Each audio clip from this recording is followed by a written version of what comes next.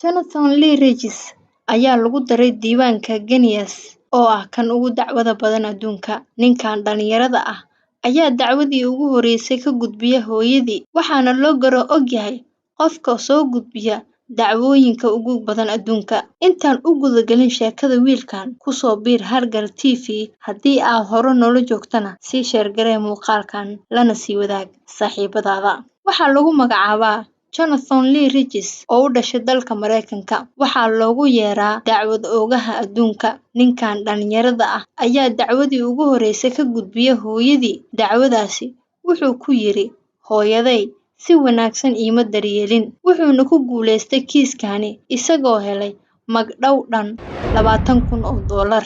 Sidoo kale waxa uu dacweeyay saaxiibkii, deriskiisa, qaraabo, booliis, garsoore, shirkado caan ah iyo xitaa madaxweynihii hore ee dalka Mareykanka George W. Bush. Tani waa qaybta ugu yaabka badan. Wuxuu dacweeyay rikoorka adduunka ee loo yaqaan Guinness World Records, wuxuuna dacwadiisa ku sheegay inay ku qorin xogtiisa gaarka ah bogga fasax la'aan oo uusan ku faraxsanayn ciwaanka iyo naanaysta ay ugu magacaabeen. Wuxuuna ku guuleystay $8 milyan oo magdhow ahaan ah. Muddo kadib ayaa lagu casuumay TV, waxaana la weydiiyay sababta uu kaligiis u yahay. Inkasta oo uu caan ahaa, wuu qoslay, wuuna ka baxay bandhigga. Ninkani intaasi kuma harin, waxa uu dacweeyay kanaalka TV-ga oo uu ku dacweeyay ixtiraam darro. Waxa uuna helay $50,000 oo magdhow ahaan ah. Ku dhawaad ilaa iyo hadda,